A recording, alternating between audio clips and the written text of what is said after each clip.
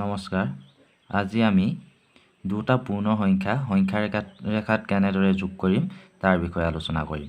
আমাৰ এতিয়া সংখ্যা ৰেখা এডালত মই পূৰ্ণ সংখ্যাখিনি প্ৰথমতে লিখি ল'লোঁ 0 1 2 3 4 5 6 7 8 9 তেনেদৰে আমাৰ পূৰ্ণ সংখ্যাখিনি অসীমলৈকে গৈ থাকিব। এতিয়া মই 1 নম্বৰ প্ৰশ্নটো ল'লোঁ 3 যোগ 4 এইটো আমি সংখ্যা ৰেখাত কেনেকৈ কৰিম। এতিয়া প্ৰথমতে আমি কাৰ লগত 4 যোগ কৰিছোঁ 3 লগত 4 যোগ কৰিছোঁ। মই প্ৰথমতে যাব লাগিব 3 লৈ, তাৰপিছত 3 লগত আমি কি যোগ কৰিছোঁ 4 যোগ কৰিছোঁ। সেইটো কাৰণে আমি 3ৰ পৰা এতিয়া 4 ঘৰ সোঁ চাইডে যাম, কাৰণ যোগ কৰিলে সোঁ চাইডে আৰু বিয়োগ কৰিলে বাওঁ চাইডে যাব লাগে। এঘৰ গ'লোঁ, ঠিক তেনেদৰে দুঘৰ আহিলোঁ, তাৰপিছত আহিলোঁ 3 ঘৰ, তাৰপিছত আহিলোঁ 4 ঘৰ।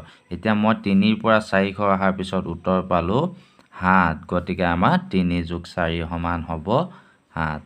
ঠিক তেনেদৰে মই আৰু এটা উদাহৰণ লৈছোঁ, সেইটো হৈছে 5 যোগ 2। এতিয়া মই প্ৰথমতে সংখ্যা ৰেখা এটা আঁকি ল'লোঁ। সংখ্যা ৰেখা এটা মই 0ৰ পৰা 10লৈকে লিখি ল'লোঁ। এতিয়া আমি প্ৰথমতে 5ৰ লগত 2 যোগ কৰিছোঁ, গতিকে আমি প্ৰথমে যাব লাগিব 5লৈ। 5 যোৱাৰ পিছত আমি 5ৰ লগত কি যোগ কৰিছোঁ সেইটো চাব লাগিব। 2 যোগ কৰিছোঁ, 5ৰ পৰা আমি এতিয়া দুঘৰ সোঁফালে যাম।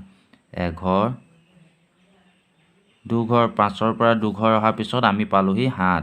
এতিয়া 5ৰ লগত 2 যোগ কৰিলে হ'ব 7।